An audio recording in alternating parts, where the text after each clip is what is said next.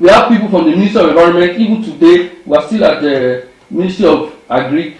The admin secretary of Ministry of Environment was still there. I saw the focal person from Ministry of Environment. We have from Ministry of Agri. This is a zoonotic disease. We are getting it from animals. They have a permanent representative in the emergency operation center there. The man also happens to be a vet doctor. We work hand in hand. Such a very robust. It's multi-sectorial. I agree with you. Yes. But what has been the effect of these collaborations? I've actually allowed you to elaborate on this issue, and then I think I have seen that while you are reading off this, you mentioned collaboration not less than 4 times. That tells me that there's a whole lot of partnerships going on there. Yeah. And I'm tempted to ask, are these not just reactive rather than preventive?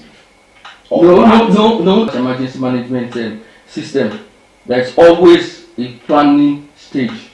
Are you getting me? Since this has been happening in the past, we've had a planning stage where we had a plan for a possible outbreak. Up to very early this year, it was after that the political structure was dissolved. We had an stakeholders engagement meeting. The Honorable Commissioner of Health was there. The Special Advisor on Health was there. The 3 permanent secretaries in the health sector, from Minister of Health to the Ondo State Primary Health Care to the Hospital Management Board, the 3 of them were present. Then they brought in the ones who call the coordinators of the primary health care, those LGAs. After then, the data we gathered from last year was what was involved about 5 major endemic LGAs. They were also there. Then we, like I said, from Ministry of Environment, from Ministry of Agri, major data, particularly from November and December, when we were able to speculate that a storm is brewing. So we are expecting something big in January, and we've been doing that because under you to that. Permit you to match it on. While we were doing that, for me, that looks elitist. And to that extent, just professional, so to say. Looking ahead that, okay. I wouldn't say that. They are the major stakeholders. Yes, okay. That's why I said it was a stakeholders meeting. How well did you enlighten them? How well did you sensitize them? How well did you orientate them? Especially, as far as I am concerned, the issue of environmental management, lifestyle, health management is also important. That you go into them and eliminate it. Now we're talking about reptiles. How many of them you know? What we do now is probably what we call the scene approach, SIN. You screen, you are testing, you want to scale up testing. That's why Ondo State, right, ambulance to move to treatment center. We have in Akure, we have in FMC Owo. That's what we are doing. There's a molecular laboratory in FMC Owo. Ondo State government has a structure. At times we use the third-party logistics to move the Lazarus people sample with dealing with health workers and that of case management. So what did we do? We started visiting these private hospitals and government hospitals one by one to raise the suspicion for Lassa fever. We told them, see, we are entering another season. Please think Lassa. Think Lassa.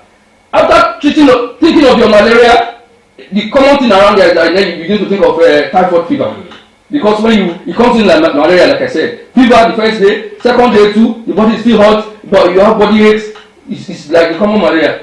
We reached out to what they call the patent medicine vendors, people who sell all these drugs. At the time, last year we had a seminar for them. We tried to gather them as much as possible from Owo, from Akure South, all the LGAs. We gathered them, gave them a lecture on it. See, if a patient presents to you twice, contact tracing.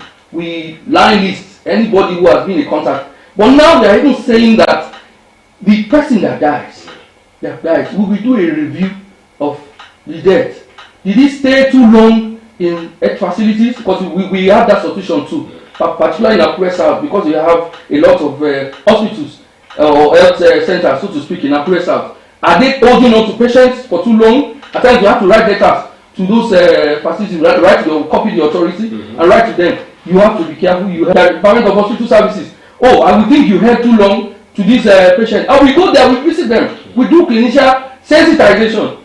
Are you getting me? So we feel maybe it was one of the things that raised the reporting of cases. So these are the major things we have been doing, and we expect, like I said, it will have impact. Definitely, more people will report. We have more suspected cases, and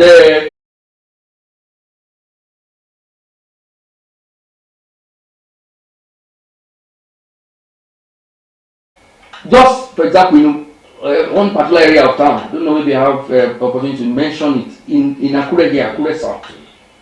Just many of these food processors. Okay. I told you we work with the Ministry of Agri. Very well. There was still a program we had recently. The chairman of the Farmers Association was part of the program. Many times we see go around. In the past, there was more enforcement around particular areas of say axis, where you find a particular ethnic people that prefer to do sun drying. We have engaged them. One of the things they've raised again and again is that those things give volume to their gari. So at times it has been difficult. One of the major things, actually with Lassa fever, is that it has to do with human behavior. And one of the most difficult things to change on earth is human behavior.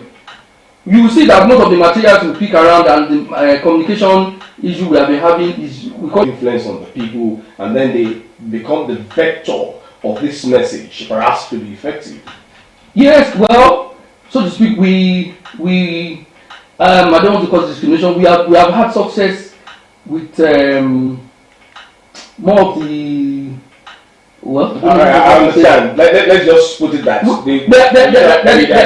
there are some religious people who don't really have the inclination of complete treat use spiritual things alone. Okay. Yes, but there are some people who actually believe in the healing homes, particularly all these people who do prayer and all that. They believe more in those things. Those ones who had issues with many of them.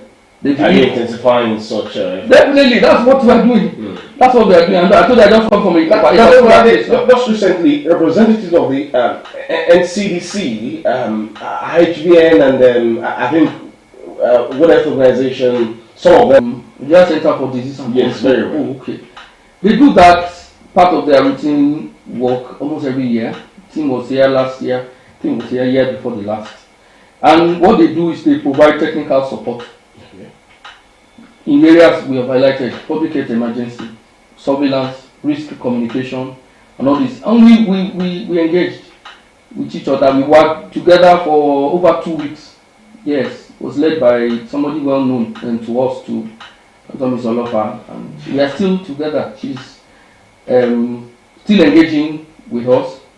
Most of us are colleagues, so to speak. So we are on the different webinars every day, different meetings every day. We are still expecting another team to work the health promotion officers on ground in each LGA.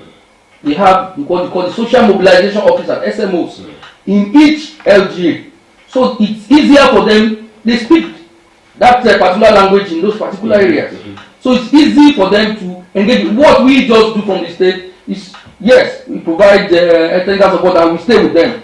We greet the traditional rulers, but the people actually speaking that language are these social mobilization officers, these health promotion officers, health educators, actually carrying out the community engagement. Now we've been doing that. We are active, but now we are intensifying. Those primary, I was see the primary secretary of primary care agency on Monday, and he laid out the program for us. That, and I said, okay, this must be sustainable. He said, yes, we put our leg, put our hand, put everything in it, and we are working together with the Ministry of Health, working with all the partners, so that we can really get to the root of this, where these rats will not defecate on them or pass urine on them.